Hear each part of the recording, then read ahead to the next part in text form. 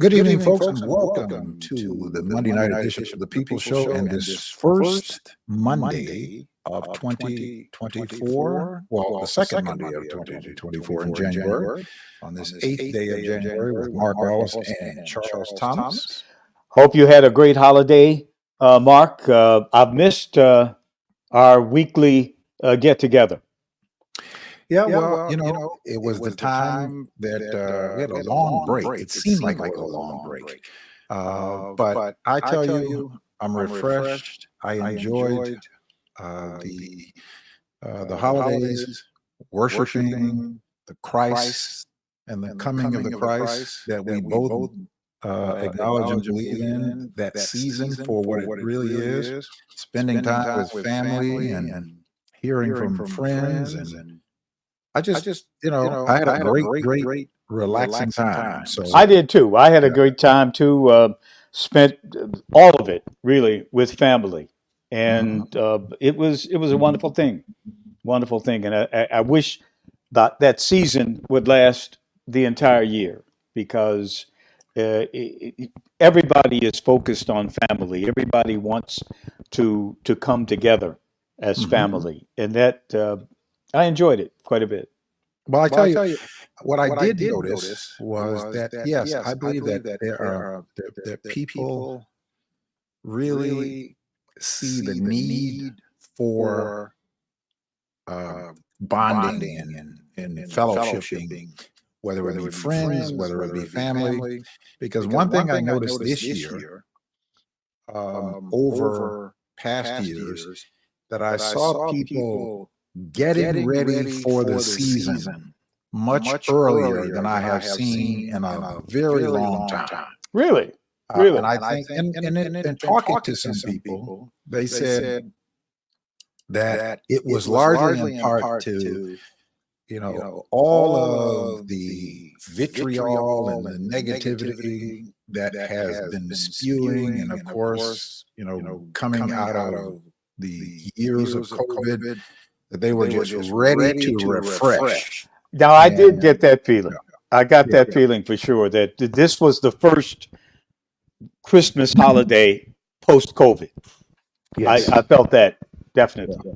Yeah. So, and I felt it too, and I enjoyed it and absorbed it, and didn't, but also made some declarations that even going forward, I want to carry that season within my own spirit, within my own life, no matter what is going on, that I'm going to think on those things that are above and not allow for myself to get caught up in the vitriol while discussing things of importance.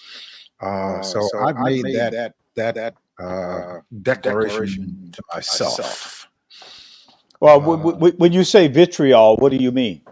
Just all the vitriol that exists on so many different levels, politically and socially. You mean what's going on in the world?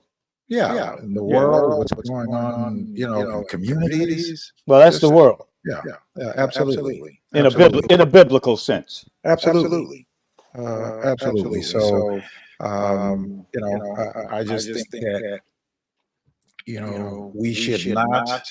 Certainly those of us, people who have declared themselves of Christ, should be able to rise above and discuss things and work on things for the betterment of all without getting sucked into the nastiness. We really didn't. One thing I focused on at family gatherings, not to talk about the world politics and what's going on in the world. There was a conscious effort, at least on my part, not to go there. Now, I will go there. I love to go there. But I had to make a conscious effort not to do that and to really focus on family and on the people that we love. I just saw a message from Pearl that there's a real bad echo. I don't know how to correct this because I've never had this before. I don't know what to do. to correct it. I'm gonna. Man, I'm glad it's you, man, because man, I had to set this up and it took me a minute and I had no confidence until I saw you because man, I got 2 or 3 different things going on here. Lights, microphone, cameras, computers, and believe me, I am no technical whiz. Yeah, no, neither am I. I'm a technical moron, my brother. I don't know if I'd go that far, but well, I'm a moron when it comes to this stuff. Yeah, I'm trying to get rid of this echo, and it's not working. It's not working. I don't know what to do. We're in it now. See if I can do something to change it. But is that better? Is that better? Can you hear me, Charles? I can hear you fine. You can hear me fine. Yeah, and there's no echo in what I'm hearing in my ear. By the way, we should give a shout out to intellectualradio.com, which has always been the home of the People Show on Monday evenings at 7. And we do appreciate the accommodation we are made every week by Intellectual Radio. Thank you, Earl. All right. We certainly thank Earl for that.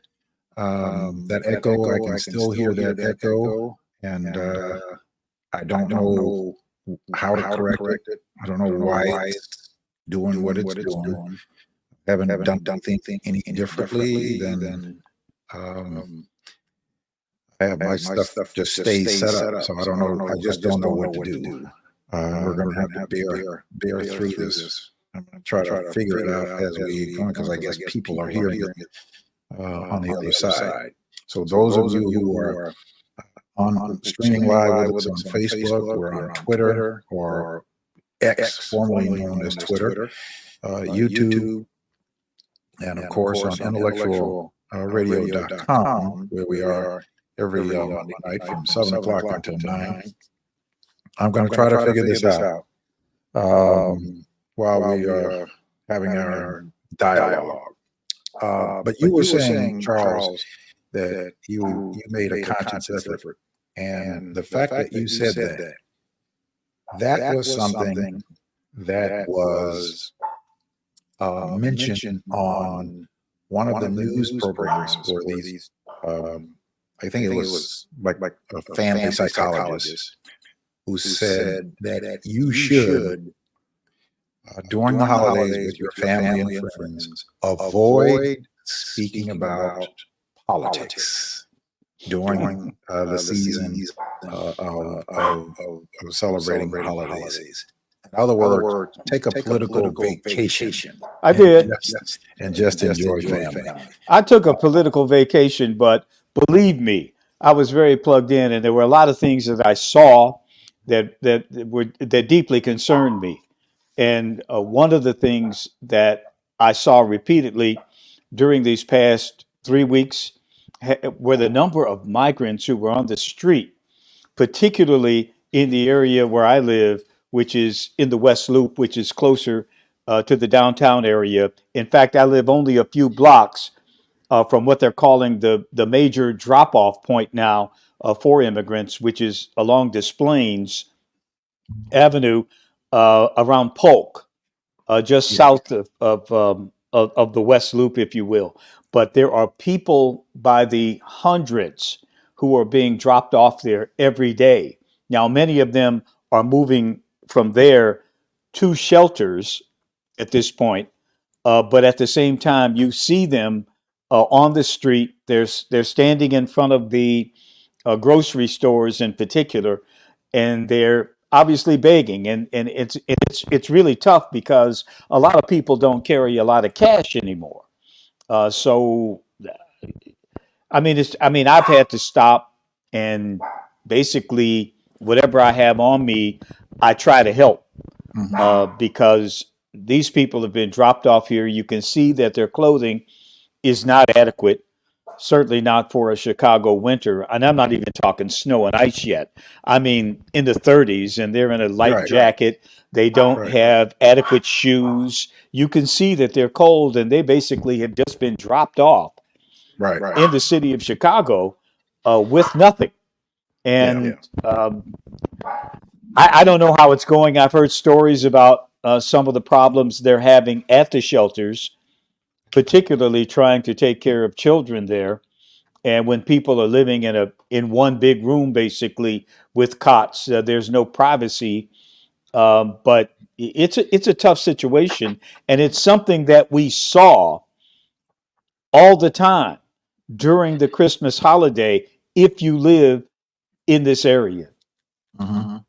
Well, I saw uh, quite a bit of that when I was taking going to the Roosevelt Road area over there. Yes. Along Canal, there are several places where there are these asylum seekers that are literally, setting up. In fact, I was downtown one day and there was a lady and her 4 or 5 year old child that was selling candy, on the corner, to try to make it. And then there was some other people along Canal Drive. Today, I was downtown because the city of Chicago has filed 95 lawsuits against 32 of the bus companies that are illegally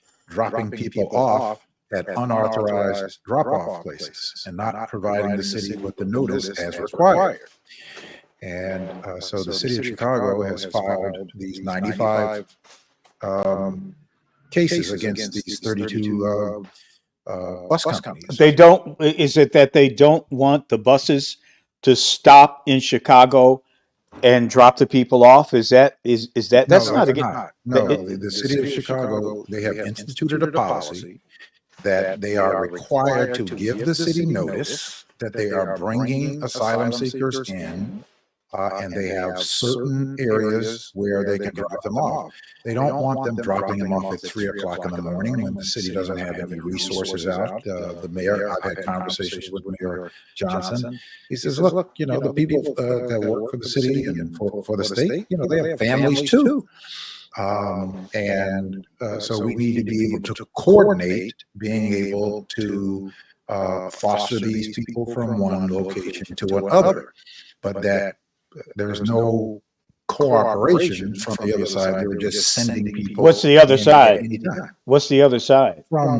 From Texas and wherever. I mean, the people.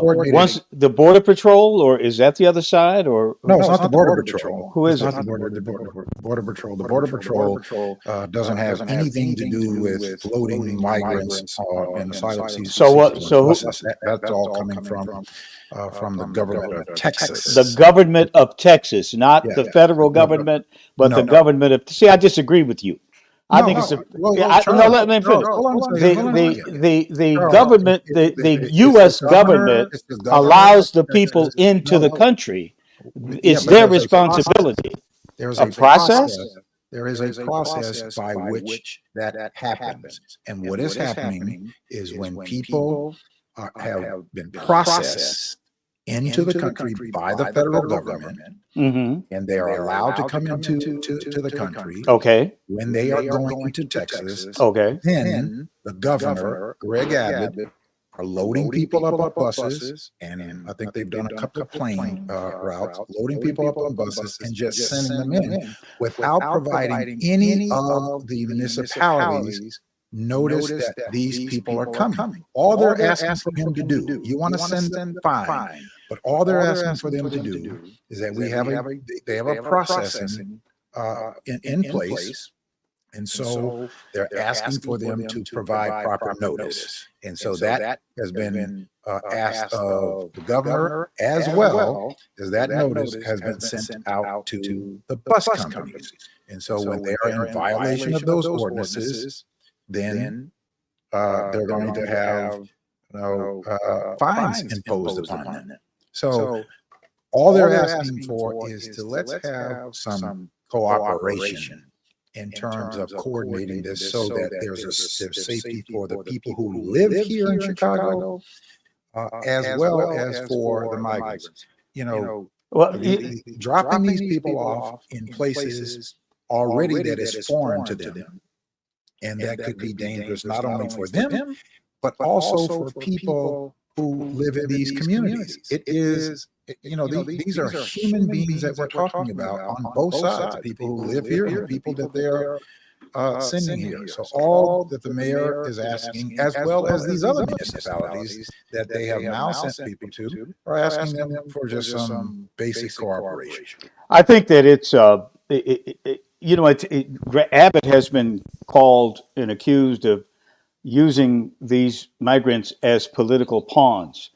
Well, that could be true. I think he is making a statement when he does this, because he's saying that, hey, the federal government, which the Constitution says controls the borders of the country, is allowing these people to come in. So the federal government should be involved in what happens to them after they get here. Chicago made a big deal out of being a welcoming city, a sanctuary city. These people are now coming. And Abbott, I think he's doing a great job by making the entire country feel what his state has to deal with, only because it's located along the border. But Chicago should feel this pain as well. The reason that I believe we don't hear Chicago complaining about it is because Chicago knows that the person responsible for this, or the people responsible for this, are in the Biden administration. They are allowing the border to be open. They are allowing the people to come through. So they should make some facility after these people get here. But the city of Chicago and its Democrat politicians do not want to criticize their president. And that's why we're getting this dynamic between Texas dropping these people off, because Texas, what are they supposed to do? 7 million people are supposed to remain in Texas? No. You said you're a welcoming city, and the hypocrisy of that is shining through. And I also have seen local people now, particularly Mark Carter, the activist on the West Side. He has appeared on national television a couple of times now, speaking about putting this in a political framework, and people are beginning to really ask questions about what the Biden administration is trying to do here. Is this intentional? And the resources that it's taking away from people in Chicago who need housing resources and other social welfare resources can't get them, because the money is being spent on the migrants that the Biden administration is allowing into the country and doing nothing to facilitate their being here. Well, those are all Republican political talking points that and I agree with them. I don't care who says them. I agree with them, and a lot of other black folks agree with them at this point. You can agree with them all you want to. They're still wrong, but you can agree with them all you want to. But the fact is that we have a constitution and we have a process by which Congress is responsible for it, and I'm glad that they finally came to an agreement of providing more resources to the border so that they can do their jobs, as many of the border officers talked about on the news all this weekend, on all of the mainstream morning shows, that they need more resources so that they can properly process people. And thank goodness that Congress did strike a deal today, that they're going to be providing resources so that they can do a better processing of helping these people get processed with their asylum applications. And so this idea of suggesting that these people are taking away from people is just it's false. It's just you think that? Okay. Political. Let me ask you a question. Hold on a second. Let me finish. It's just that all that is a bunch of unfortunate misinformation, disinformation, and other people using it for political gain, that frankly is not going to go anywhere. I feel sad for people who are more interested in gaslighting a situation than talking about the facts of really what's happening and trying to come to solving problems for human beings that are being impacted by these issues. Okay, Mark, you finished? Look, I can ask you a question. Mm-hmm. These people are coming here. Many of them are skilled tradespeople. They're not just peasants from Venezuela. These are people who were confronted with an awful economic situation in Venezuela, and they fled the country. And these are extraordinarily motivated people. Anytime you're going to get waist deep, neck deep in the Rio Grande River to get to the United States, you really want to get here. I believe that once these people are settled in, they're going to be productive, most of them. Do you think they should have the right to vote in the city of Chicago once they get here? You don't think that? Until they have become naturalized citizens like any other person who migrates to this country. We have a process for that. That's going to take. You answered the question. You answered the question. That's going to take. That could take even longer than that. Quite frankly, it could take a longer than that. So, but they're going to be here. Yes. And they're not going to have, and they're going to be producing, paying taxes. Yes. But you're saying that they should not be allowed to vote. What about school board elections? Their children are going to be. Listen, I believe in the fundamentals of maintaining our constitutional process. And when they become citizens that are naturalized citizens of the United States, then they can participate in the election process. Until such time, they're being granted the opportunity to work, to make a living, and to contribute to the economy. Look, migrants can contribute more than $460 million to the overall economy of the United States of America. When? So, not this latest wave. You're talking about overall. I mean, overall, migrants contributed a heck of a lot more than that. I mean, when you think about because everybody, $462 billion a year. Because the vast majority of people in this country are, in fact, migrants or immigrants at some point. Yeah, well, that's why I'm just not allowing myself to get into, this is the nonsensical part of people having gaslighting the situation instead of talking about this in an intelligible way and providing facts to people and getting all of us to get on board in terms of finding a resolve to situations that negatively impact our people and negatively impact those people, and hopefully that Congress, Republicans and Democrats will get together and stop using it for political jockeying and come up with a resolve so that we can have a better immigration system. And they haven't done anything for more than 30 years now. Yeah, I think that a lot of a lot of people are wondering about when you talk about resources in the short term, in the near term.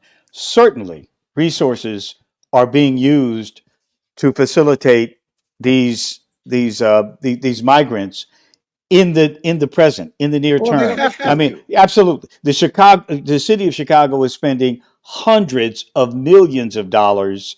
And all over the country is spending billions of dollars to facilitate people who have come over the border illegally. No, they are not coming over the border. They are coming over the border. They are coming over the border illegally, man. Come on. They're being given asylum.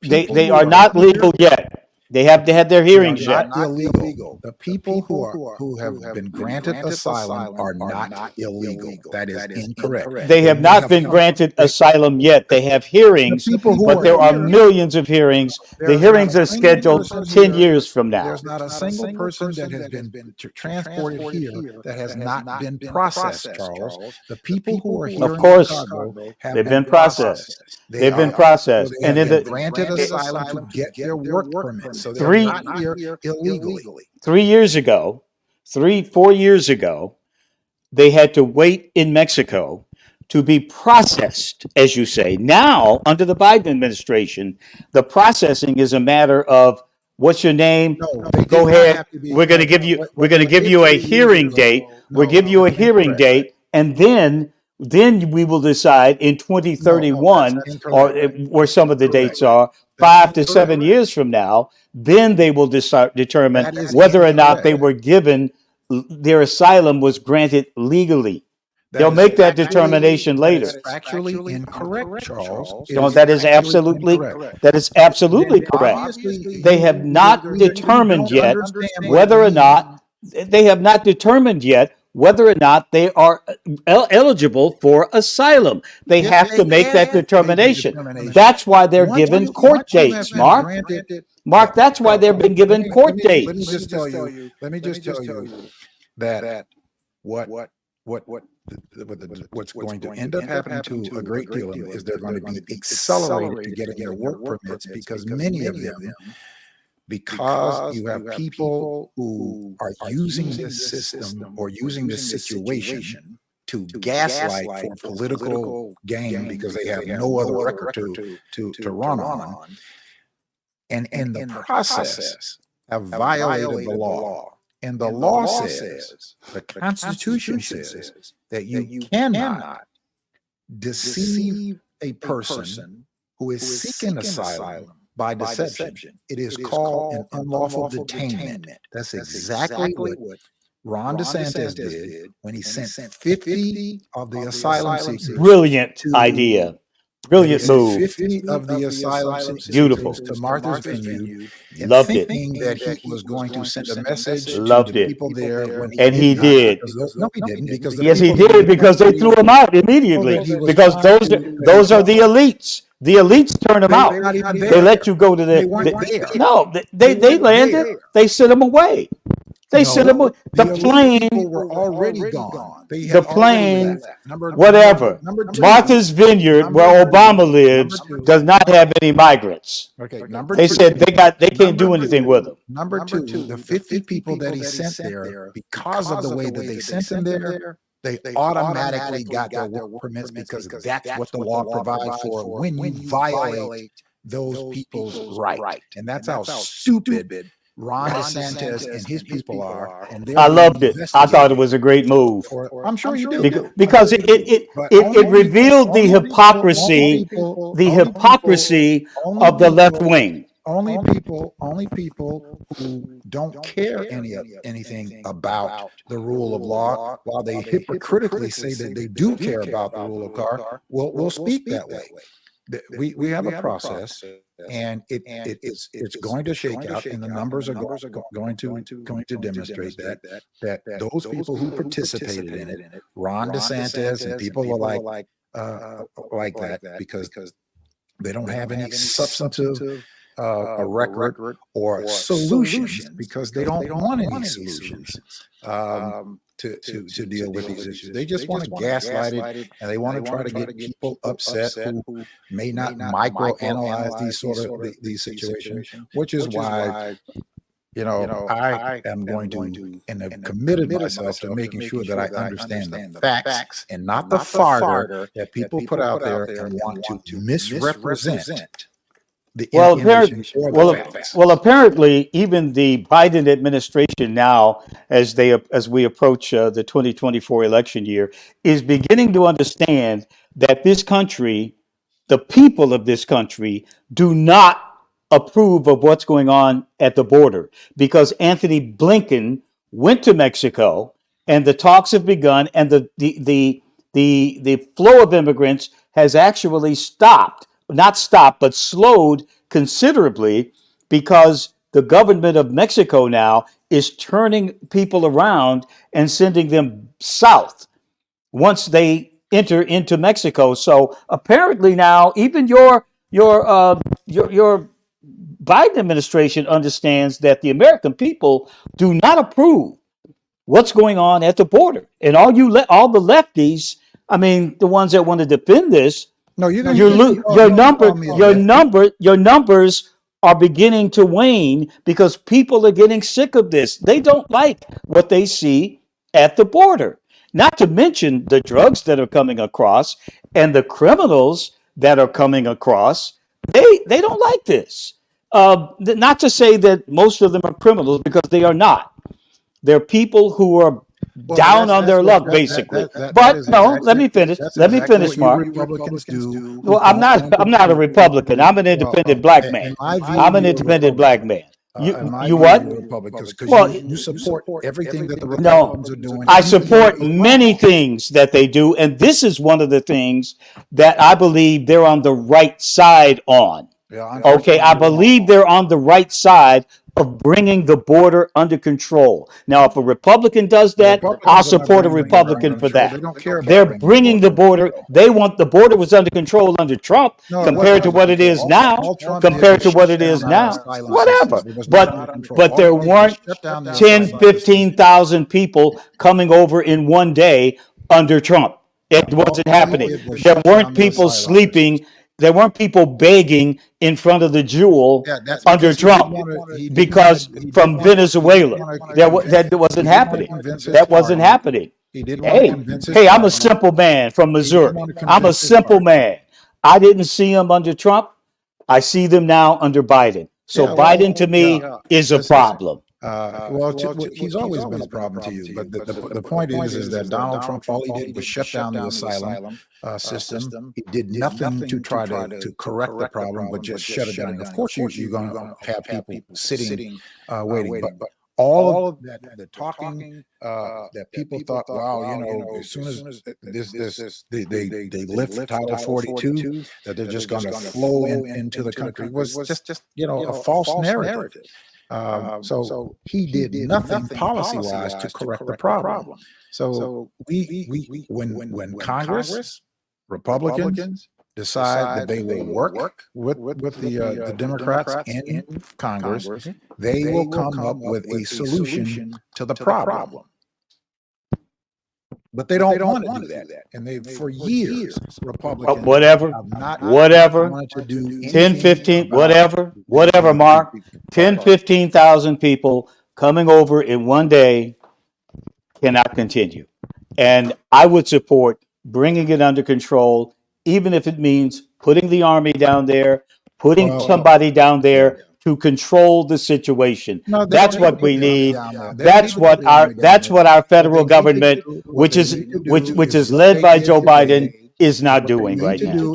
That's all. Today is they agreed to provide the resources to the people who are responsible for managing the border. So to better facilitate that. That's exactly what they need to do, and they need to come up with a policy that is going to improve the immigration situation. Period.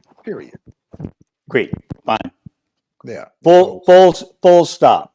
Full stop. Well, and they're working on that.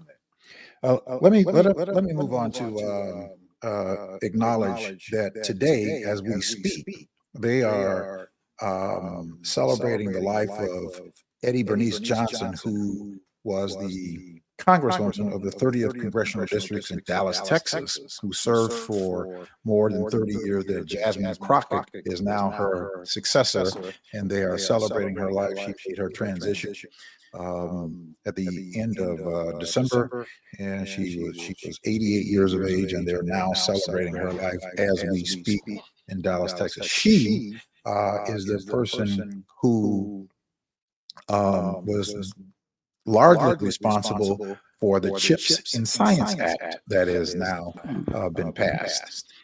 So we certainly thank her for that, and billions of those dollars will be coming through the state of Illinois and around the country. And certainly we want to work as hard as we can to stay focused to make sure that many of those resources that come through that bill will come through our community. So we celebrate the life of Congresswoman Eddie Bernice Johnson.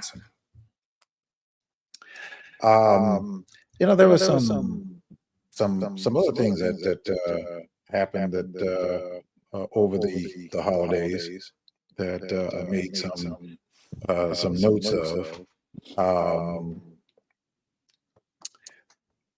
On a lighter note, you're familiar with Mickey Mouse, right? Mickey Mouse? Yeah. Oh yeah, I think I know who you're talking about. Yeah. Okay. The original Mickey Mouse has now entered the public domain, which people can use without infringing on copyright. That was when he was Steamboat Willie, right? That's when he was Steamboat Willie. Yeah, right. Yeah. And some people are using it steamrolling. I saw all kinds of funny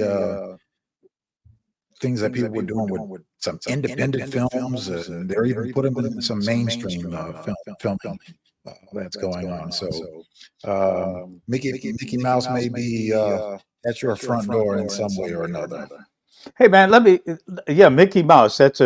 I wonder what Disney's going to do with that. I mean, that's their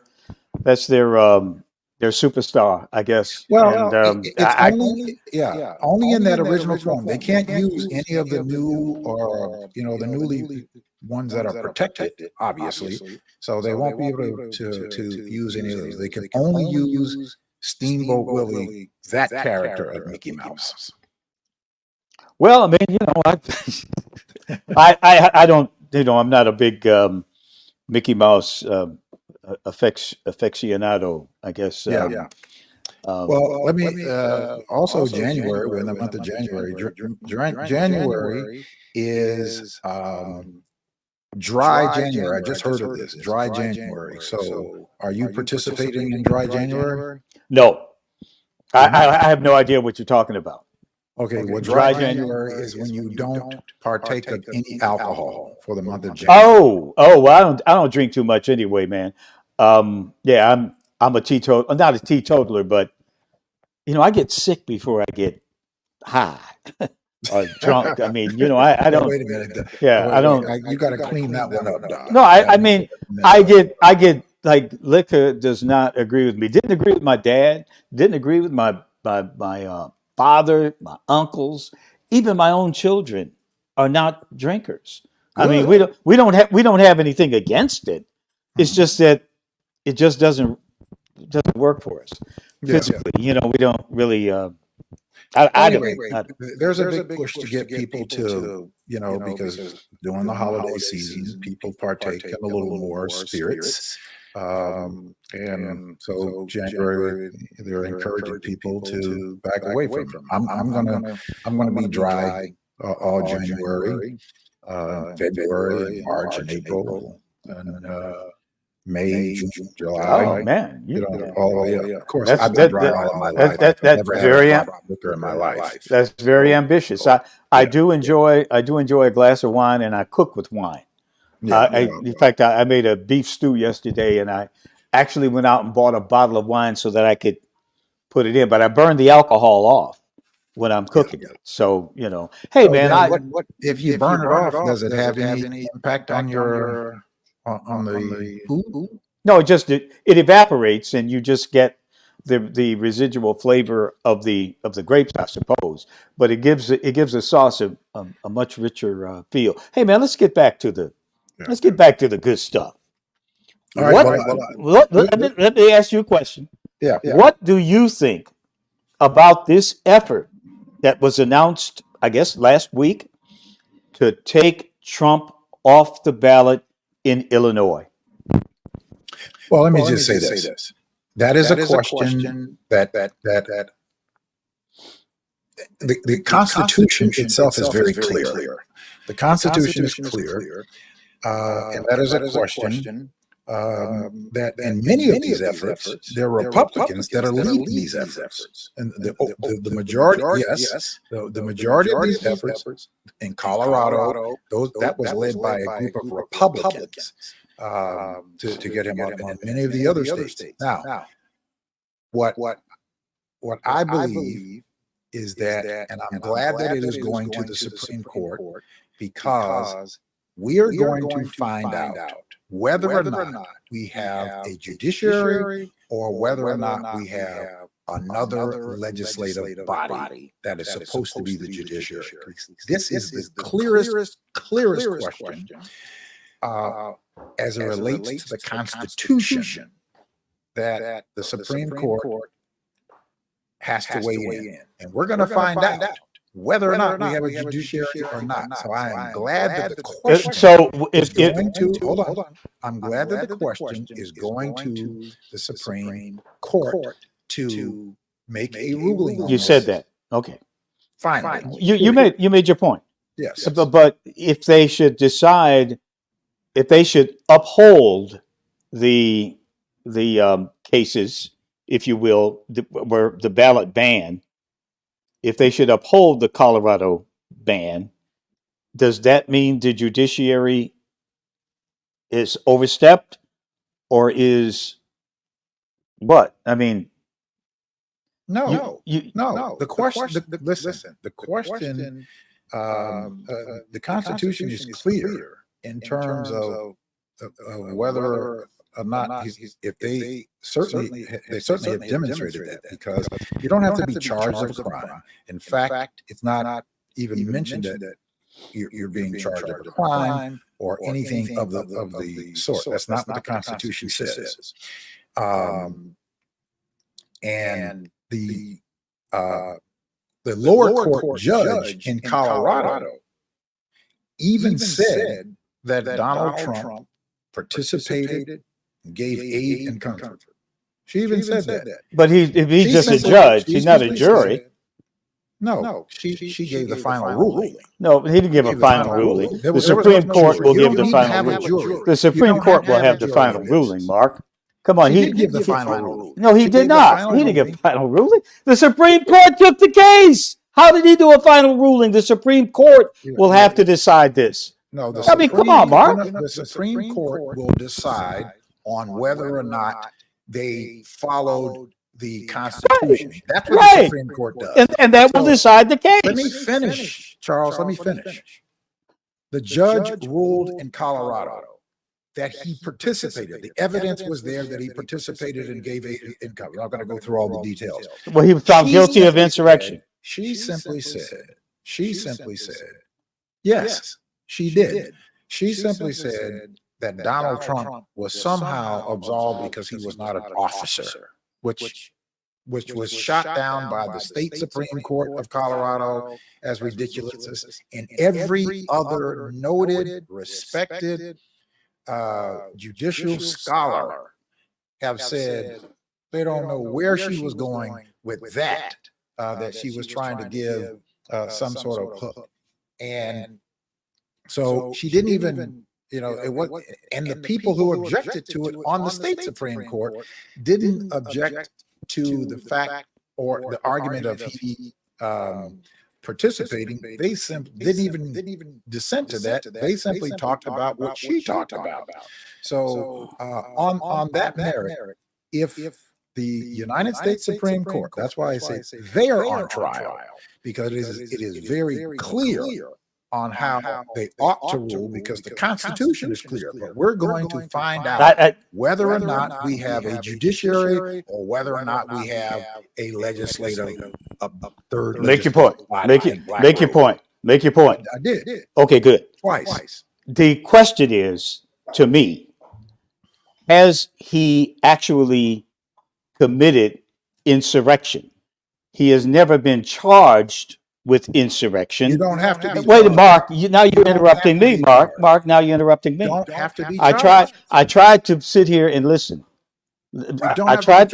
Well, that's what Mark. That's what you say. The court obviously believes, the Supreme Court of the United States obviously believes. Mark. I don't know what to do, man. I don't know what to do. You won't let me talk, man. I'm not going down the wrong word. The American people do not know at this point whether or not Donald Trump has committed insurrection, because Mark, because it hasn't been decided That's in a not what the court of Supreme Court law. is deciding. There is something That's called not due what the process. Supreme Court is Mark, deciding. I know that's what you're saying. The No, Supreme that Court that obviously is the believes fact. that That there are issues here that have not been resolved because they took the case. They That's believe not. that. What we're talking You're about, 1,000% Mark, wrong. how could next time Biden wants to nominate somebody for the Supreme Court, maybe he should use you because Maybe he you should. seem to have it all figured out. But I'm just saying No, that I the just have a American better grasp people of it than you do. see a lot of people do not know what that was on January Oh, 6th yeah, they of do. Yes, they 2020. do. Mark, you Yes, they interrupt do. me again, man. Only Mark, Republicans you and people won't who want to let deny me what finish happened my point, claim that man. they don't know. My point is the people in this is the leading candidate of the opposition party. So what? And yes, no, so what? So All what? we hear about from the Democrats is that democracy is at stake. If Donald Trump is No, elected, there are then democracy is at Republicans. stake. Well, let's say whatever, whoever's saying that, whoever is saying it. Because it is. The irony is that these court cases are taking the vote away from the No, they're not. people. Yes, they're they are. The they're not. people who want Donald Trump to be the It's very president will convenient. not have a chance to vote for him That's very because convenient. That's very convenient. that is a violation Convenient of for democracy. Republicans and people That who means support there them. would be no democracy because nobody will be able to vote for the guy. No, that's And not true. that is a central issue No, it's not. before the public in this matter, man. People want to vote for Trump, but they won't be able to vote for Trump if he's not on There the are people who ballot. wanted to vote for the Well, Secretary you of know, State. There are people telling you, man. who wanted to And vote for the in Secretary of State out of New Mexico that has been now disqualified. that's the problem, man. That's Hey, been man, disqualified. let's let the people decide who their next president will be, but don't preemptively try to take him off the ballot. This goes down with the court cases. Yes, it does. It's all part of an effort to stop Trump. They want to stop Trump by all. And anytime you have establishment politicians this committed to stopping Trump, I look at Trump and say, man, what's Trump got that worries them so much? I really want to know because, man, they are pulling out all the stops. And the more stops they pull out, the stronger Trump becomes. Isn't that amazing? So people, I believe, are getting wise to this whole political game that's being played by the Democrats. They're taking everything, doing everything they can to stop Trump. And Trump just gets stronger and stronger, man. You're talking about the 25 or 30% of the extreme, ill-informed, who don't even care one way or the other whether or not he did this. They're going to support Trump. I'm not even. They're going to support Trump, and on the other side, there are people that will support Biden. Despite the fact that he is cognitively challenged, and that the fact that he has wars going on, he's got our country sending billions of dollars overseas to fight hopeless wars.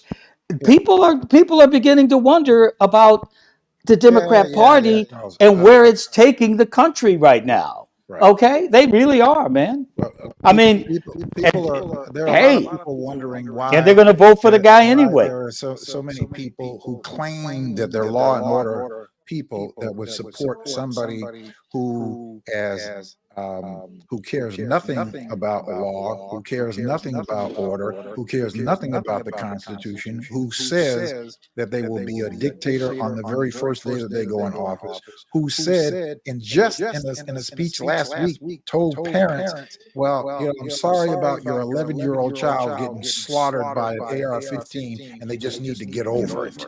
That's the guy that you all keep popping up as being some great. Well, I didn't hear it. I don't know anything about that. I mean, that obviously is something. You can look it up. Well, I maybe I will, maybe I won't. But I just think that the people should have the right to vote for whomever they want to vote for, and people shouldn't preemptively try to remove people from the ballot. That's my point. Look, That's he's disqualified himself He's disqualified himself. It's been proven in a court of law. It's been It's upheld been proven in a court of law.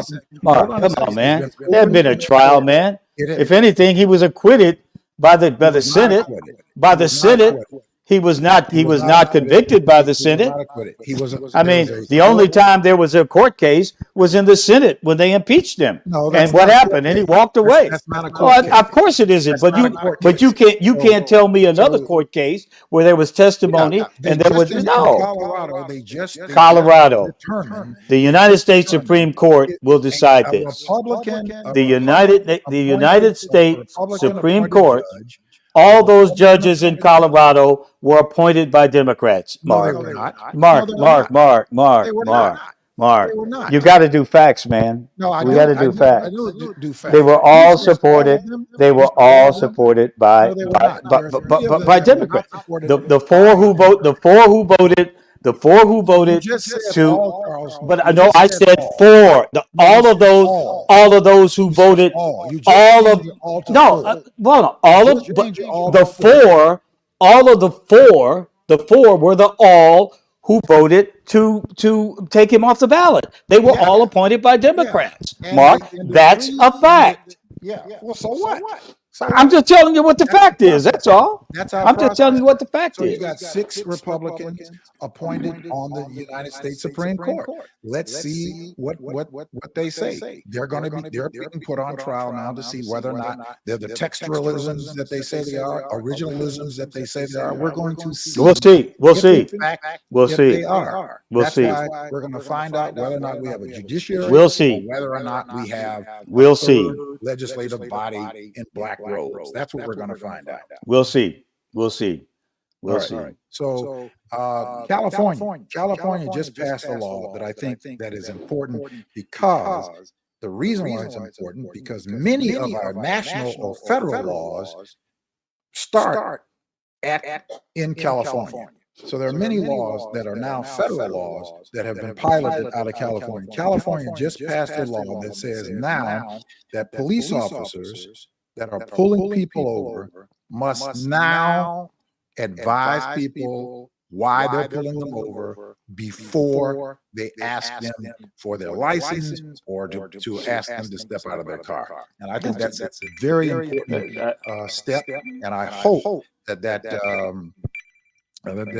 goes nationally because we know that there are many instances where police officers on a simple traffic stop, majority of them that have happened where they have killed people, and the majority of those people have been black on a simple traffic stop. Now they have to disclose that they why that they are pulling somebody over, and I think that's a huge step. I think it's a great idea. I mean, I think police should say that, should tell you that immediately why they pulled you over. They should say that coming up. Hello, good evening, sir. My name is Officer Dunn. We clocked you going 10 miles. Your taillight is out. Whatever. They should tell you immediately what the deal is. I agree with you. Yeah, I think that's it's great law. Good law. I hope that goes, across the country because I think that will that should mitigate a lot of this unnecessary escalated treatment that people are receiving from police officers unnecessarily on simple traffic stops. And a lot of cops do that right now. I mean, a lot of cops do that. I would almost say most cops do that. The ones who are problematic are the ones that don't do it, but they should be compelled to do it. Right. But every time I've been stopped by the police in the last, just pulled over, they've always told me what was going on. You know how fast you were going? They asked that question. And I say, yes, I know how fast I was going. I was going the speed limit. Bam. No, the difference is they can't ask you the question. They have to tell you. Yes, absolutely. Why. Absolutely. But that's about the worst thing I've ever had them do to me when they ask you that question. Do you know how fast you were going? Do you know why I stopped you? No. Why did you stop me? Tell me why you stopped me. And a lot of them won't do that. And a lot of them get testy about it. At least historically, they've done that. I mean, and we hear the stories, and when we have the problem with the police officers, in large part because they didn't do that. Right. I think that was a good thing. I read that this past weekend. I thought it was good.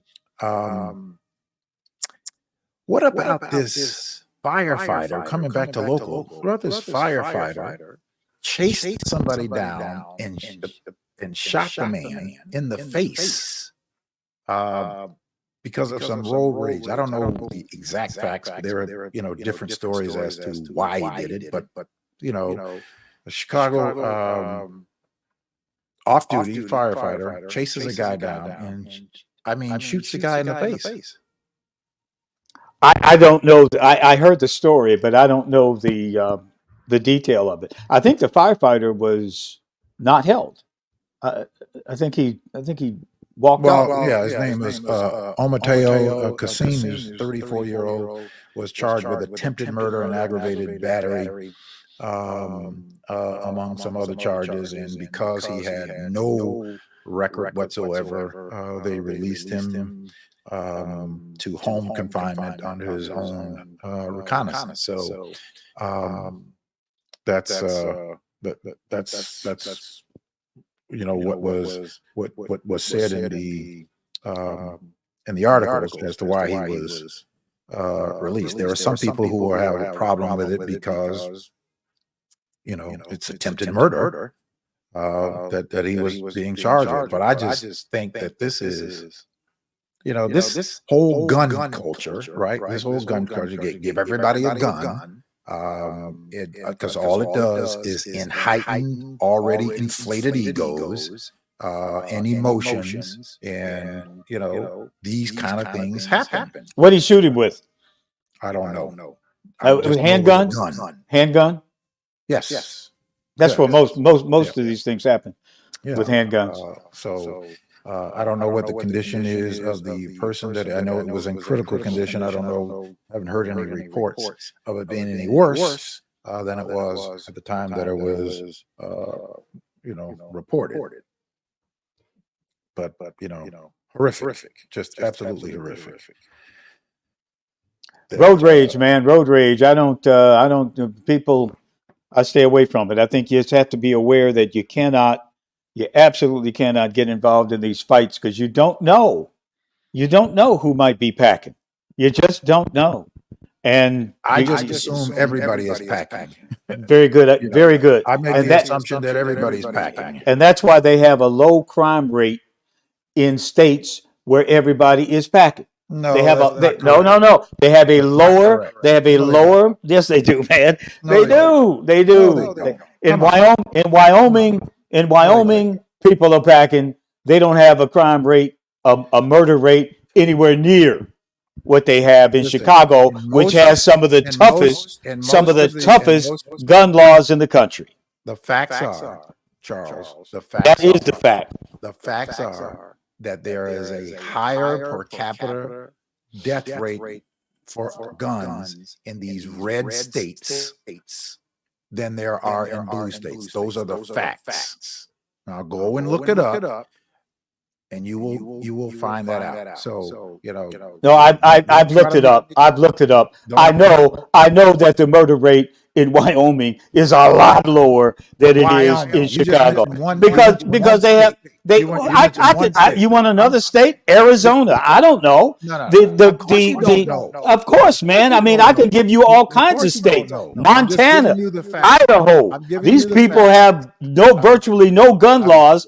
Chicago has some of the toughest gun laws in the country, as does New York City, and they have more shootings and homicides. First of all, come on, man. You have that's real. You have a higher gun death rate in red states per capita than you do in blue states. That is the facts. You can get that information. Okay, get it. Okay, man. Go to the CDC. You get that information. I got it, Mark. You pick one place. I got it. The places with the most guns. Okay. Yeah, man. I got it, man. You got all these facts. You got all these facts. Because I'm not going to sit here and hyperbole. no, I'm not talking hyperbole, man. I'm telling I you don't talk in that hyperbole. in rural areas where they have a lot of guns, hyperbole. they don't have the murder rate where we in cities that have the hardest, most harsh gun laws in the country have the highest, some of the highest murder rates and shooting rates. They just do. When you have, because the laws don't stop it. Because in red states, you have these, all you need is an ID in Indiana, which is a red state, to be able to get as many guns as you want to. That is the reason why you have these problems in other states, is because we don't have a universal gun reform. And you won't until you get rid of the Second Amendment. Okay. Get rid of the Second Amendment. You can control guns. You know what, Charles? It is not even getting rid of the Second Amendment. It's not even getting rid of it. That's not the problem. That's not the problem, because we haven't, this problem has not been as proliferated as it is over the past 25 years. It was not like that prior to 1996, to when they would refuse to reinstitute the assault weapons ban. So we have not always had this problem like we are seeing it today. So it's not even the Second Amendment that is the problem. What the problem is that you have people who are owned by these lobbyists that refuse to put in place any type of reasonable gun reform. That's the problem, not the Second Amendment.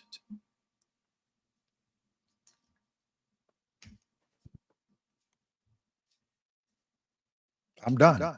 Good, man. I'm done too. I agree, man. Yeah. You made your point. That's very good. Yeah. That's like I'm getting you down to the point where you can make your point in 30 seconds. You make your point in 30 seconds, man. It's much better. Much better. Okay. All right. Well, sometimes I will, sometimes I won't. No, sometimes when you don't, you go on and on and on. No, sometimes, and it slows down the show. It slows down the show. Well, that's okay. We can take more time if we need to. Well, you can. I can. You can. That's a good thing about it. So I saw another story that captured my attention. I don't know if you saw it. Have you heard of this cyber kidnapping? No. Cyber kidnapping? No, yes. I haven't heard of it. So the cyber kidnapping is where you have people who contact young people, teenagers, through the internet or through texting or some electronic way, and they threaten them that some harm is going to come to some other members of their family if they don't go and live in some secluded area. And then they threaten the parent. It's all about extorting money, right? And so they tell the parents, or tell these children that if you don't go and go to this place and go to this isolated place, and if you contact anybody, we're going to do harm to your parents or a family member. There was a young kid out in California that they found out in some wooded area that he was living in a tent out in a wooded area, and I guess it was kind of chilly out there. They found him, and he had been cyber kidnapped. So apparently, this is something that is on the rise. Now, I don't know why it is able to take effect like it is, because it's never somebody who is coming physically in contact with somebody. They're actually extorting them or forcing them through, cyberly, that they have to go somewhere and be in isolation. And then they try to extort money, get them to get money from their parents. So apparently this is on the rise in this country. Man, it's all, well, there's so much that goes on, on the internet or in the cyber world. That is particularly with this artificial intelligence and so many other different scams that are being perpetuated using technology, Mhm. I can only imagine what it's going to look like 5, 10 years from now. Yeah. Well, it's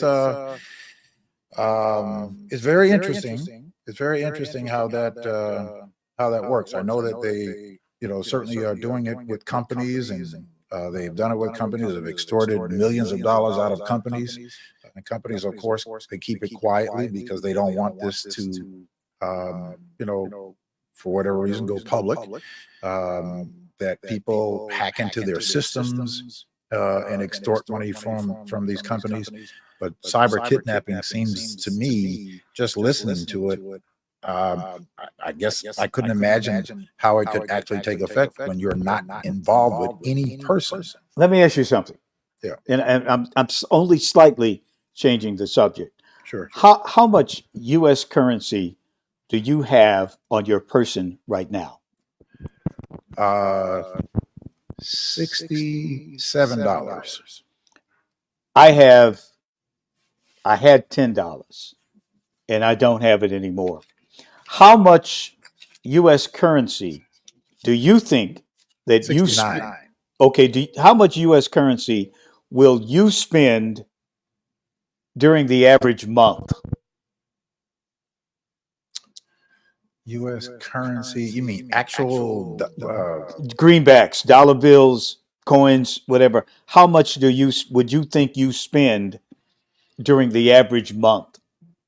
Maybe $100 on Mhm. average. And how Maybe. much money? Yeah, and how much money do you spend in an average month on housing, food, transportation, fuel? Thousands, right? Yeah. We're already Yeah. in a cyber world when it comes to our money. Yeah. Money is we live in a 95% cashless society now. I think that's right a good thing. now. I You think it's a good thing. I don't think it's a good. I mean, I think it's a good thing. It is a good thing. You're less but- vulnerable but- to be What? robbed. Oh no. Let's face it. If there was a cyber attack by some foreign entity or even Mhm. domestic, and Yeah. it shut down the the internet, Yes. you wouldn't be able to buy food. You wouldn't be able to turn your lights on. You I wouldn't would. be able to. How?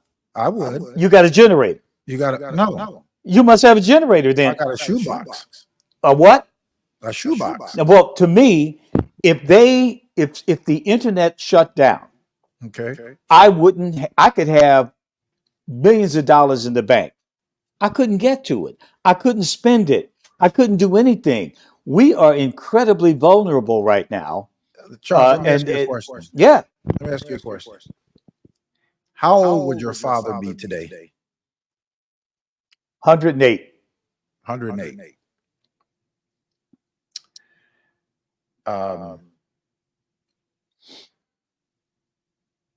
Your father. How much currency did your father and your mother keep at home? Well, we didn't have a lot. we didn't have. I mean, it would be what we had. My father didn't believe in credit cards. Okay. When he got his check, he put some in the bank, and then he came home with a pocket full of money, full of greenbacks, dollars and tens and 20s and whatever. So they had a back then they had brown paper bags, or they had, some of the ladies had what handkerchiefs with money tied up in them, and they put them in little places. So I think it got past you when I said I have a shoebox. So if we had a cyber attack, I would just go to the shoebox. Right. But in terms of but the shoebox is only going to last so long. I mean, I don't have a shoebox, but maybe you need to get one. Maybe I need to get one, exactly, because I have heard so much lately about the vulnerability of our system because it is so dependent on the internet and whether or not it's vulnerable. And I would only hope that the financial system is protected and has enough security to stop a cyber attack from happening to this country, because you can take the United States out by simply taking out the internet. If your cell phone isn't working and this computer isn't working, and we just sitting there, I can't even watch television or listen to the radio because I'm streaming everything now. When I'm in the car, I'm streaming. I'm not listening to WBBM through the airwaves anymore. I assume I can get it, but I don't listen to it. I'm streaming, and people everywhere. Well, I And listen to them, but I also stream them. but, I stream them. I don't but listen to them on I stream everything. I stream it all. It's all coming on a stream because I don't necessarily listen to, that. I mean, I have things that I want to listen to that I'm getting off the web, so I'm streaming them. And a lot of, streaming is quite the thing right now. And it shows, it reveals or We're exposes doing it right a now. vulnerability. Yeah, exposes a vulnerability to the entire system.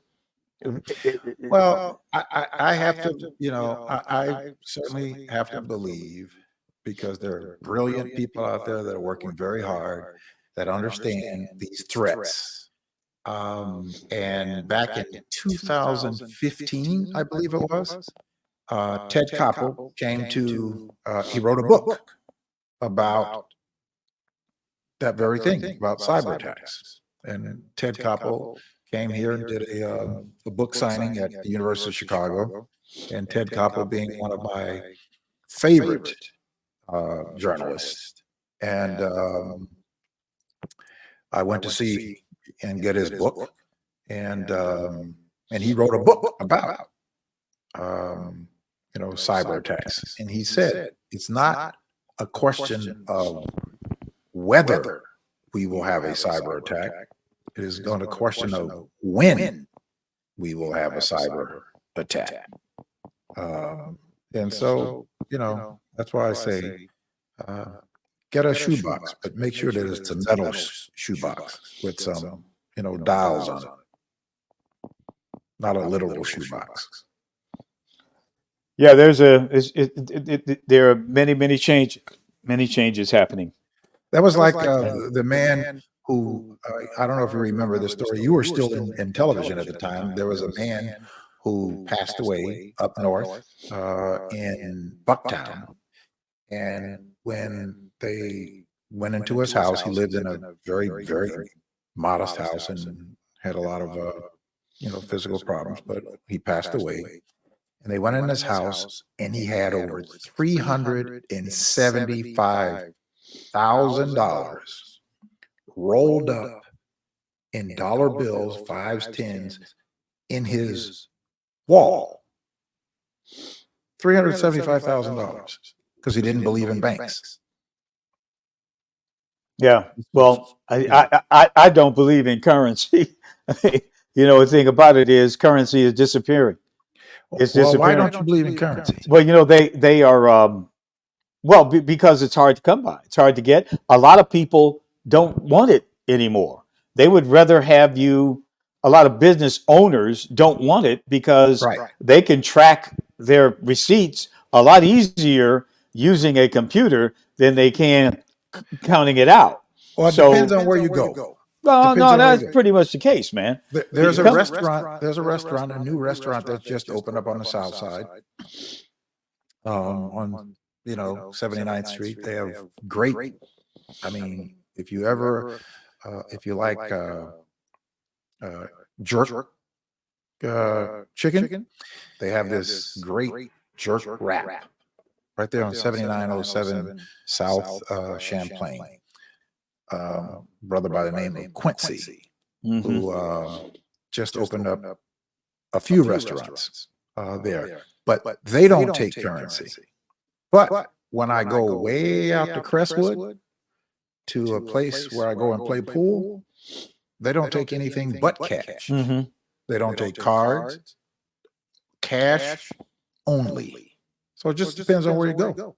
Well, no, I think, but let's face it, we're moving toward the cashless society, and it's going to make it very easy, I believe, to go to a digital currency because, after all, you're not touching anything anyway except your card. And I think that is the wave of the future, to move toward a digital currency, whether it's based on dollars or whatever, or the value of it. I don't know how they figure that out, but I don't think people will be using currency. It's very difficult for me. I mean, we talked much earlier on tonight about the number of people, particularly in this part of the city, who are on the street begging because of there are very many migrants who are doing that. I don't know how they're collecting any money because there isn't that much currency out there compared to what may have been out there 15, 20 years ago. You're begging. Do they take, do you take Zelle? Do you take, what is it? I mean, yeah. Oh boy. Well, that's true because when I was downtown, I told you about the asylum seeker who was selling candy. Yeah. And mind you, I wanted to help, so I paid for it, but I didn't have $3. It was $3. In a store they cost, that particular one that they were selling cost 99 cents. Mm-hmm. She was selling them for $3. So anyway, my friend who dropped me off because I just had to pick something up, and rather than us paying for parking, he just drove around the block. I had to get $3 from him because I didn't have $3 single dollars. I only had I think a 20 in my pocket or something. They'll give the Let 20. me ask you this: how many checks do you write in a month? No. Zero. I write zero checks. I pay everything with the phone. In fact, I have a problem because I don't have checks. And I tried to get some checks, and it was very, very difficult. Man, I'm telling you, the United States Post Office in Chicago is scandalous. It's horrible. I mean, it is horrible. Yes. So if someone is going to mail you checks, be careful, because they can get you checks, because they're taking a lot of other stuff right now. Well, I mean, it's horrible.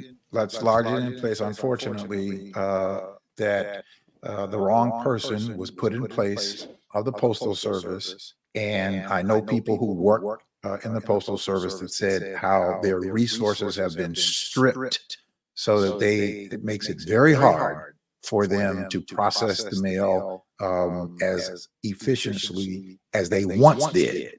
I mean, it's horrendous of what has happened to the post office, and it shows. It shows. No, it's terrible. It's terrible. It is terrible. But I asked you that question because, even in my real estate business, I don't write a lot of checks, and thank goodness I'm not. Most of my tenants pay electronically. Yeah. Which I think has contributed to having far fewer delinquencies. So I think there's some benefits there, but as you say, there's risk everywhere, right? There's risk everywhere, but I think you should get a metal shoebox. Yeah, so that, yeah. you and Mary can have some, emergency funds around, and don't be saying that you don't have it because Mary might get some shopping sprees. So no, that wouldn't happen. I mean, I think it's just a matter of when you hold dollars like that. I mean, they're just laying there. They don't make any interest. They're just in a wall. That guy who had the $375,000, he probably had over $1 million if he had invested the 375. But that's another story. But I mean, just having the dollars, the paper, it's tough. I mean, I think we're moving toward a digital currency, and a digital currency that introduces a lot of other problems that into the equation, such as tracking what you spend, having a central a bank that would have knowledge of what you spend, and how you spend it and when you spend it. And if you had a fine from the city of Chicago, well, they could basically make you pay the fine immediately. And if you have a problem with it, then, well, you're just going to have to contest it, try to get your money back, because they'll be able to take your money from you at any time if, in fact, they go to a complete digital currency. So it's fraught with all kinds of issues that I don't know if people have really thought about it. I think about it a lot in terms of where I want to put money. And one thing they say, you can never go wrong with real estate. It's in the ground, it's land, you own it, it's yours, you have the deed to it, it's yours. Yes. They can't mess with it. Right. It's yours. Can't but move the dirt. Yeah, but if you have it in a bank account, hey, the computer's down. What can we do? We can't give you your money. Yeah. Really? Yeah. So get the land. Let's move back to the election a little bit. And I'm talking about locally. Before the holidays, I had to go to a couple of events, and I ran into several people who are running for judge, and probably the most guessed at voting is when it comes to the judiciary. I don't care how educated you are or not. Most of us have no clue beyond 2 or 3 people at most who the heck they're voting for on a judge's ballot. So I have collected 16 different cards from people who say that they're running for judge. So I thought it would be a good idea for you and I to start interviewing these people along the way so that people can be aware of who these people are. Oh, really? Well, listen. Don't you think that'd be pretty boring? Well, but Charles, it's not a matter of whether it's not boring or exciting, but the point is that it's important because I agree there. These are people who are making decisions over our lives. A judge? Yes. I mean, if you have to go before one, and there's a good chance that you'll be before a judge on some matter. But so I'm not saying we're going to have a whole program of them, but I'm simply saying that, leading up to March, we need to understand who these people are and give the public some knowledge of who these people are. Yeah, I would think that might be a Wednesday, Thursday kind of session in the midweek where we had tackled the judge races, because I got to think some of these judge candidates are extraordinarily, it's just not a lot of excitement there, because believe it or not, the vast majority of people don't ever come into contact with a judge in a courtroom. If I'm talking about the usual associate judges of the Cook County Circuit Court, the ones that we're talking about here, they handle the criminal courts, some of the municipal courts, and all that. People don't end up in front of those judges. Even people that get traffic tickets and other kind of fines, they don't end up in front of a judge. I mean, that's heavy lifting, man. That's a good thing, but that's a damn good thing. But for the people who do have to go before judges, they make judicial rulings that impact people's lives. We have this saying that the next most powerful person that can impact your life and turn your life upside down, other than God, is somebody in a black robe. I can remember a young man I used to work with, Mays Jackson. He used to do a like an information sheet where he did all the research and his people did all the research on the judges, and then they would make recommendations on the judges. And I mean, of course, that was their recommendation, but I found the information that they published useful because they would tell you about the person who was running for judge. Yes. And you got some information about the person, but then again, that was a thumbnail. Right. That wouldn't be an interview because, again, I think those people would probably bore you to death.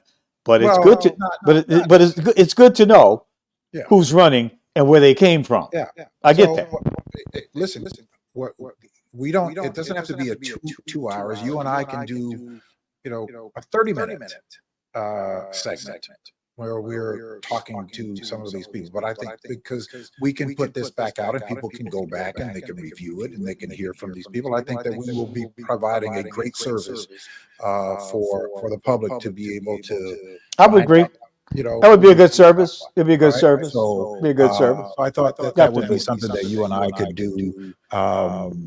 Some special. Let me put it this way. I'll help you with that. Okay, good. Thank you. Thank you. Yeah. But that means I won't be there all the time. That means I won't be there all the time. But I'll help you with it. Okay. All right. We can work through that. I just think that's an important thing. I've been trying to get the Cook County Bar Association, which is the Black Bar Association. I've been trying to get them for years to put together, to formulate something that they could disseminate, to the public about all of these judges. And I'm still trying to find out how many Black judges we have. Nobody can tell me how many Black judges that we have out of the total number of judges. They can't even tell me how many judges there actually are in Cook County. I can believe that. But there are significant numbers, but some of them are. There's not significant numbers of Black judges. Well, there's some of them are. Well, there's numbers of Black judges now. There's not significant numbers of Black judges. There are not. I don't know, man. I mean, there are judges. There are Black. I mean, somebody has to correct me. I haven't counted them, but I've come into contact with quite a few people, and of course, the chief judge is a Black man. And all right. Well, and you sure? Yeah, I mean, I know I've known him for years, right? Okay. What are you trying to say, Mark Wallace? You don't want me to say you really don't want to open that can of worms, do you? Hey man, that's a tough. That brother has a tough job. That brother has no power whatsoever. He's got no job except for holding a seat. So you open the can of worms there. I don't know. I wasn't trying to. I wasn't trying to, Judge. I wasn't. Well, but you did. But there were 17 vacancies. Now this is the so-called Black chief judge. There were 17 vacancies. 17 vacancies prior to the last election or the election before that. 17. Do you know how many Black judges that he got put on the bench? Take a guess. I don't know,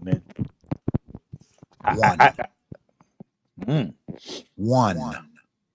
And he's the chief judge. He is there only in position. The chief judge used to be Michael Madigan and Ed Burke. Ed Burke. Those used to be the two chief judges. Ed Burke, yeah. Okay.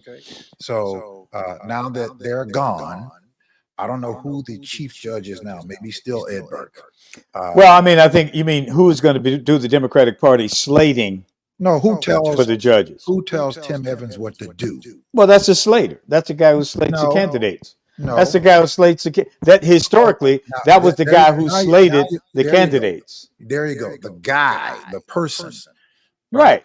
Yeah, that's where he gets his mark. Well, that's your Cook County regular Democratic Party. I don't have a whole lot of respect for Tim Evans at all. So that's your Cook County regular Democrats, the ones you love and you love. The ones I love to hate. The You, ones you, you love to love. I never said that I love to love them. Love to love those love They those just happen to gems. be, the only person that we could get some semblance of working with, period. So, and we have to do a better job ourselves of getting ourselves in a position to be able to determine which Democrats we have, rather than anybody telling us these are the people that we give you that you get to vote for. We need to be determining who it That's is what you that get. we're going to vote for. That they determine who you get to vote for. Yeah, Definitely. well, that's our fault that we allow for that to happen, and we've got to do a better job of shutting that pathway down to having more control ourselves. So give us an update. Give us an update, man. How's it going? I mean, you had a couple of meetings, I know, before the holidays. Yes. With your 10 by 10 to win situation. How's that coming along? You think Well, are you gonna have some candidates for us to vote for in the primary in March? No, we will not.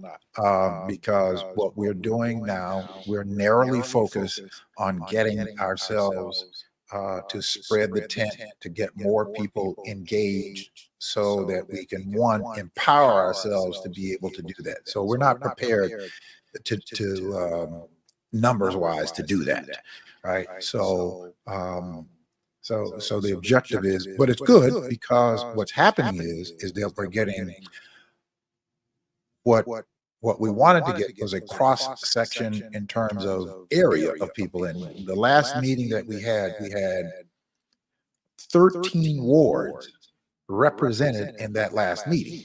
So we had somebody from 13 different wards. So that's pretty good. That's pretty good. Yeah. So that's the idea, is to spread it and to continue to populate it to where it has a significant number to glean the attention of what you call the Democratic, whatever you call them, right? Cabal, whatever you want to call them. So I don't think that Tony Pretwinkle, or any of them should be telling us these are the people that we're going to give you to choose from. I just think that we, as a Black community, have to empower ourselves so that we are not having the same complaints that we have election after election. And you will have again in this election. So, and you'll have the same problem in March, and it will bleed over into November, and we'll be back here a year from now talking about the same thing. But hopefully by then there'll be a few more people who are willing to say, "See ya. Well, I'm leaving." That's hopeful and wishful thinking on your part. Thank you. The fact is because I try to remain positive. I'm always remaining positive. I said I'm trying to remain positive. Oh, okay. And that's why I think that a year from now there will be more people who will feel like I do about the Crook County Democratic cabal. Well, okay. The only way. What did you call it? The Crook County Democratic cabal. All right. You got that? So the only way that you change the crooks, whether it's in Cook County, whether it's in DuPage, whether it's in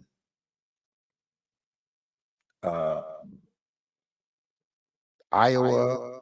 Well, we don't have very many Black people in Iowa, so wherever we are, the only way that we change that is we have to empower ourselves to do it and stop using "I can't" or "we can't" or "they're not going to let you." Of course they're not going to let you, because that means that they have to give up power, if they let you. But they can't stop us if we are disciplined enough to organize ourselves in a fashion to function at the capacity that a union functions at. We have the ability to do it. We have to discipline ourselves. We have to commit ourselves to doing it. And listen, if we got, as I said, 10,000 people in the 19 wards we are, that's 190,000 people. That brings national implications. That means that you have a body of people. I look at the numbers of the people in the UAW, 500,000, 540,000 members. No, 400,000 members active, 540 retired members. We've got more than that here in Chicago. Black, registered voters. Yeah, you could carry the state of Illinois. You could carry the state of Illinois if you had 190,000 committed voters all thinking the same way. You could carry Illinois, because then the Democrats wouldn't be able to carry the city without you. And dictating to us who But becomes I'll tell you what, Mark. That's what you have right now. You have misinformed Negroes, 190,000 of them, 95% of them. They vote the same way. They're organized. They vote one way. They just don't think about what's going on, how their schools, their neighborhoods are getting no relief from the party they put in power. We have it now. We already have unified black people. It's just that they aren't voting the right way. No, they aren't demanding anything. Yeah, we're not organized to where we are making the selections of who it is that we want to elect. Period. Yeah, but we're unified. Because what it does, 90%. We're not unified. We're unified in the fact that we're not getting. Joe Biden got 92% of the vote of black people in Chicago. Joe Biden got 92% of the vote. Look at your neighborhood. Does it look any different? Are your schools any better? No. We're not. That's because we're not organized. That was because we're disorganized. Disorganized people are not people of power. Unions are what I call organized. Well, we have a different concept of organized then. I think when you got 92% of your people voting the same way, you've done a pretty good job of getting those people in line. Because you organized them. You organized. There's no alternative. The people that you want for people to go vote for won't even come and talk to the people. The people I want to vote for are people that want to improve and seriously will do the work to improve the schools. They could be candidates, man. You want to make the deal. I don't know right now. I can't tell you right now. I can't tell you right now. But I'm telling you that the people that we are sending are not getting the job done. That's all. I just said. There are alternatives out there. They just aren't. They are Democrats, man. They could be from the Green Party. They could be. Look, man. If we at the 92% say, hey, we're not going to vote for you anymore because you aren't delivering.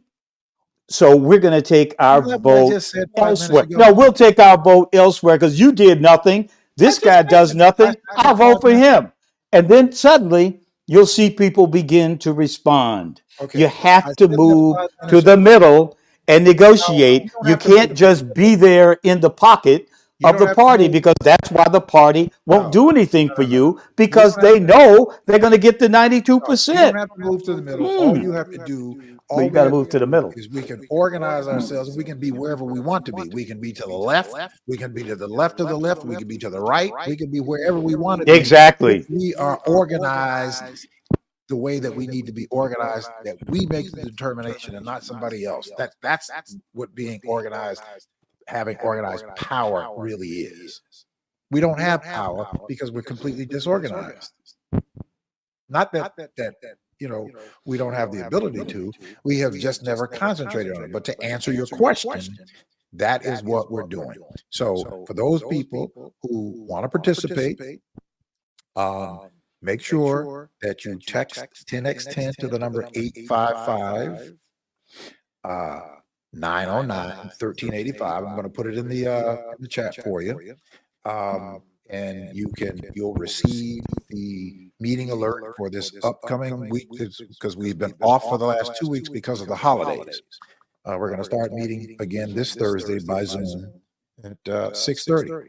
And we have this completely narrow focus of just getting people engaged, and talking with other organizations who are actually doing important work, but collaborating ourselves together so that we can continue to grow and strengthen ourselves, so that we do have a real body of people who can send a message to people who are in charge, who feel like they're entitled to be in charge and dictating to us. The only time that we're going to change that is that we have to change the way that we engage the process.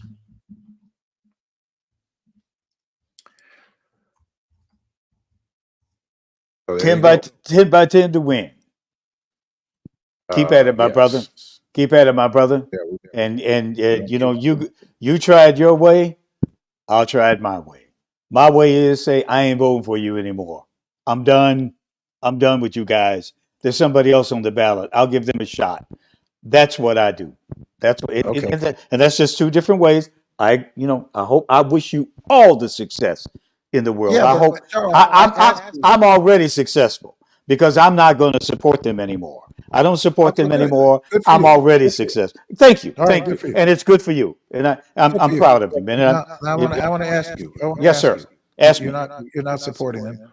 Who are you supporting? And who are these people that you man? Hold on. I'm answering your question, man. Let me answer the question. How long is it going to be?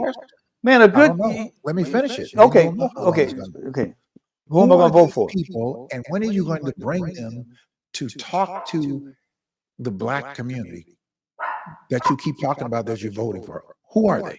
Oh man, look, there will be people on the ballot. There will be people on the ballot who won't be endorsed by the Cook County Regular Democratic Party. They might be Democrats. They might be, in fact, they probably will be Democrats, since this is a one-party place. But I'm not going to vote for a party-endorsed candidate. Hell no. I don't know who the candidates are going to be, but I'm not going to vote for that one. It's like the governor's race last year. I voted for the farmer from Southern Illinois. I had more in common with him than I have with a billionaire from the Gold Coast.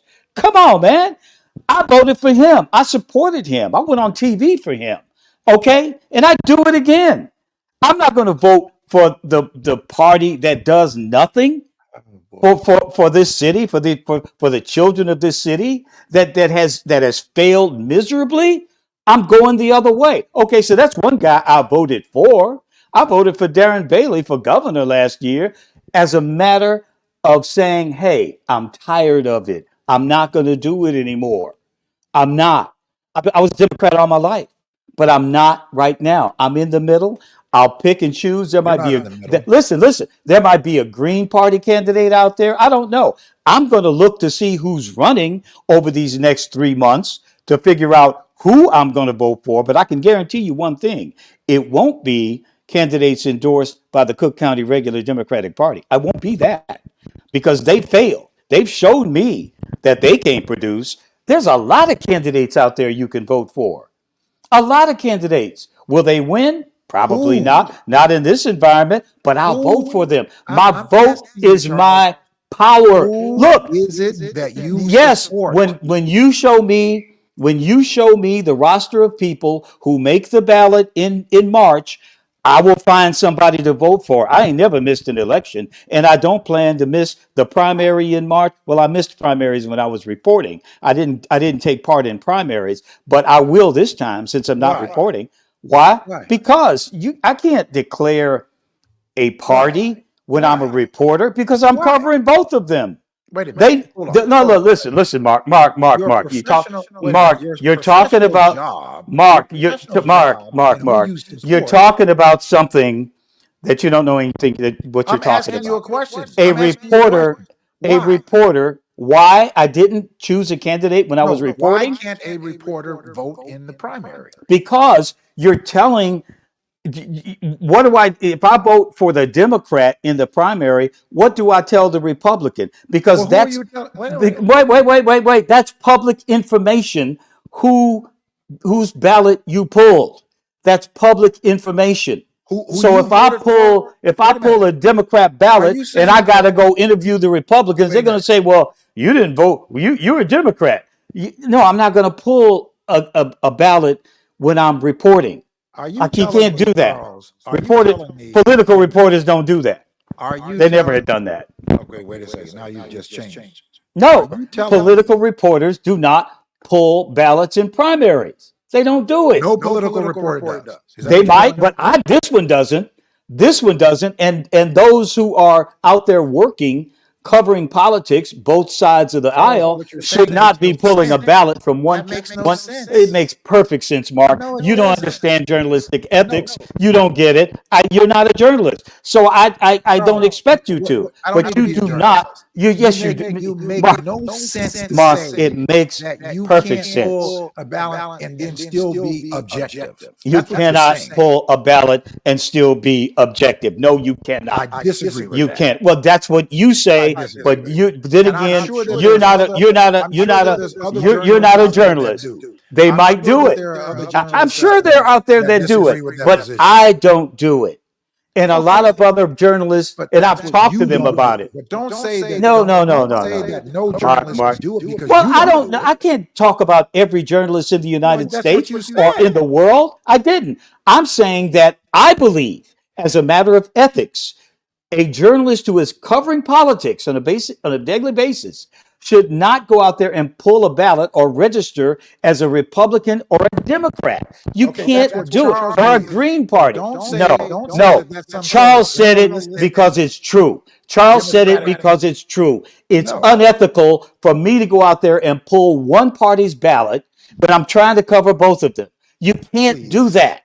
You can vote in the general election for sure, but you can't pull a ballot. Man, no. Are you saying that? So you're saying that you have never publicly, Mark, let me get the question out. You're saying that you have never publicly endorsed a candidate from one party or not endorsed, but supported a candidate as a journalist from one party or the other. Is that what you're telling me? In the primary, I don't pull one ballot as opposed to the other ballot. I never did that when I was covering politics. Okay, now, that is a journalist thing. If you're a political reporter, you don't go out there and you have a responsibility to cover both sides of the aisle. You don't go pull that guy's ballot. You don't do that and didn't pull his. No, you want to keep things even. Because, man, look, I had a situation one time, and I wasn't covering politics at the time, but let me tell you the story. Michael Sheehan, who ran for sheriff, who was the Cook County sheriff for many years, I think back in the 90s, Tommy Brewer, who wanted to run in the Democratic primary, or who did run in the Democratic primary against Sheriff Sheehan, Tommy Brewer was collecting signatures outside a Jewel supermarket. And I saw Tommy out there, and I didn't really know him well, but I knew of him. So I signed his petition. Mike Sheehan, of course, won the election generally. But the next year, I had to interview Mike Sheehan in his capacity as sheriff. Mike Sheehan's, I guess, PR guy, what you would call him, his flack, says, no, the sheriff doesn't want to talk to you. And I said, why? He said, because you signed Tommy Brewer's petition. I went, what?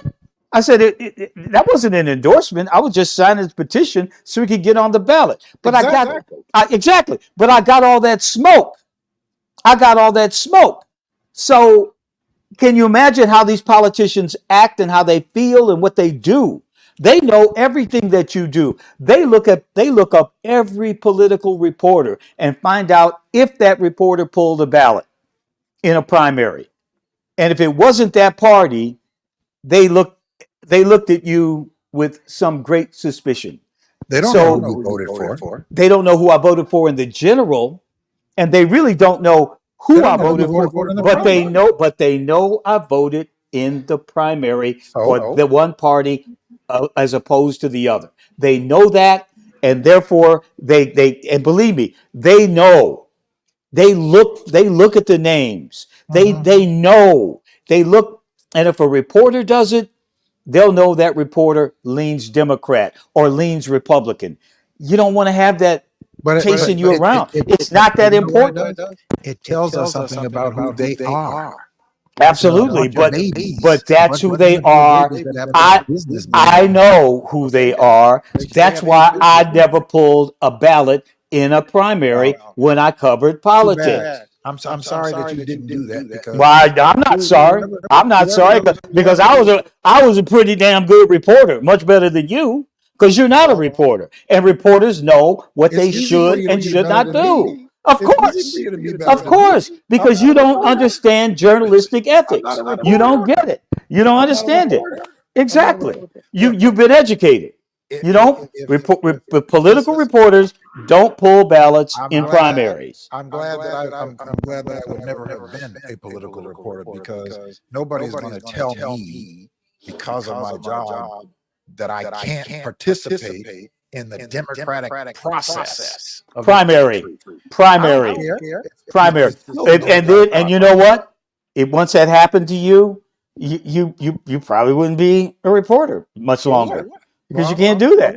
You can't go out and cover. Can't go out and cover politics and then cover primary and then vote in primaries. I'm glad that I never became that, and I think that some wimpy politician who is running for an office wants to take his little baseball and bat and go home just because a person who is asking them questions about how they would serve in an office, so that information gets to the public, because you pull somebody else's ballot, some other party's ballot, whatever. To basically essentially say to you, you cannot. If you want to talk to me, you better not pull. They do that. Primary ballot. No, they know that, and they have it. They file it away, and their consultants say this and that and all this, but that guy's not fair. So when the interview comes along, and they give it to somebody they think is going to do them justice. Change that entire system, just like we need to change the system where you have somebody who is running for an office, whether Democrat or Republican, running for an office, they have to put $40,000 or $50,000, maybe more, $500,000. I'm told that if you're running for a Republican or a Democratic congressional seat, you have to put up $500,000 with the party. You have to raise $500,000 with the party in order to get any kind of support. That is absolutely ridiculous. And we need to change that. I don't care whether it's a Democrat, Republican, or independent, that somebody has to go in order for them to put your name on a slate and for them to pass out some palm cards with your name on it. I would rather that candidate take his $50,000 or $500,000 and go hire their own consultant, political consultant, and run their own campaign. Rather than being held hostage to some party who says that. Woo, man! See, I tell you, man, I like that in you, brother, because you're coming around. No, what you just said. You're coming around, man. No, I've been around. And I got to figure in 6 months, you're gonna be right there. You're gonna be right there with me, man. Where? Right there with me. Independent. No, and I am independent and calling these guys out. Like, listen, let me tell you something. I'm independent, but I'm a Democrat. Here's the difference. Here's the difference between you and I. Because I can't call man. That's why WVMN won't have me on their station. Because I call Democrats out when they're wrong. I am a registered Democrat. Who won't have you on their station? Who won't have you on their station? the people who own WVON. You know, I'm banned off that station. Oh, you are? Oh, man. Yeah. Really? I don't really care, but because I care because I thought you were pretty good on there.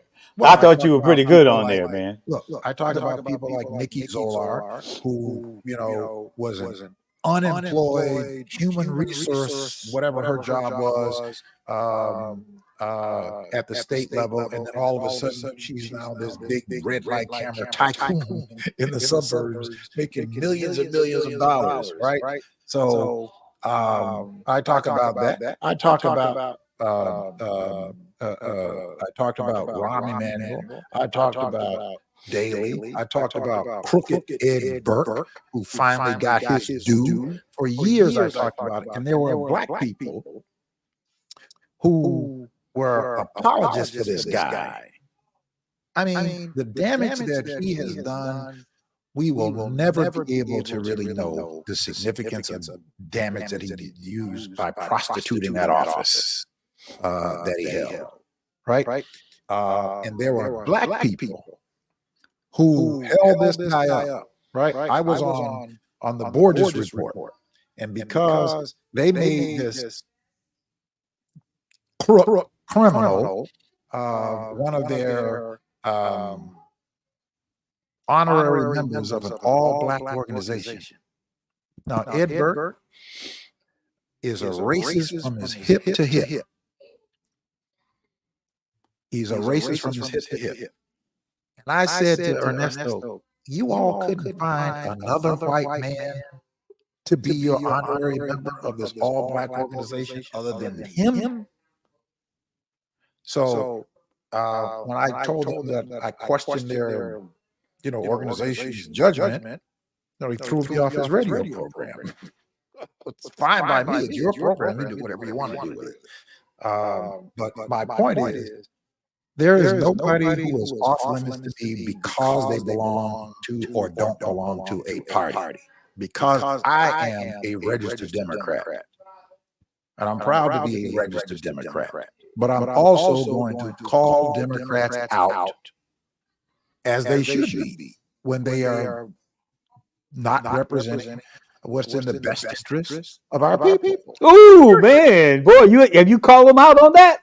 Because are they representing the best interests of our people? Have you been paying attention? Are they representing the best interests of our people?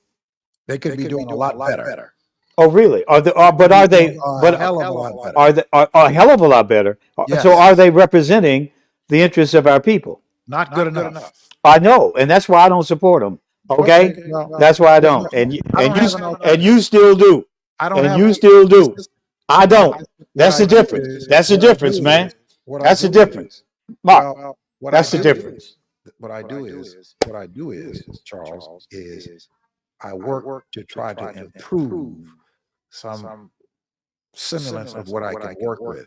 And I gave up on it. The alternative is not an answer. And I gave up on it. No, there's alternatives. Man, there's alternatives. And man, you know what? Let me tell you something, man. And because we got to go in a couple of minutes, but I conceivably could pull a Democrat ballot in March. If I see somebody on that ballot who is an independent black person who thinks like me, I will pull a Democrat ballot. I don't know who I'm going to vote for in March yet, because I haven't seen all the candidates, but I very well could pull a Democrat ballot and be a registered Democrat voter just like you. If I see somebody on that ballot that I can vote for, I'm not going to vote for the party's endorsed candidate. You can believe that.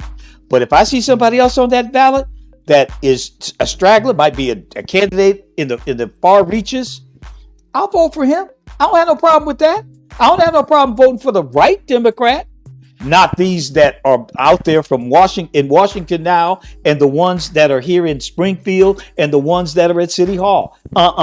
No, I'm done with that. Okay, Charles. I'm done with Charles that. Is done with that. I'm not. I'm Hey, going man, to vote for the ones who it's are there right now. 8:59, almost 9 o'clock. Almost 9 o'clock. Man, I always enjoy our conversations, as spirited as they may be at times. I always enjoy talking to you because you open a window to me to make sure that I'm just not in an echo chamber somewhere. I love hearing from Mark Wallace. That helps me keep my act together. Thank you, my brother. And I love hearing from Charles. Listen, you all have tuned in to another your mic went out. Show with Mark Wallace and Charles Thomas. We'll see you next week. Your mic week. went out, Mark. Please. I'm not hearing you, but over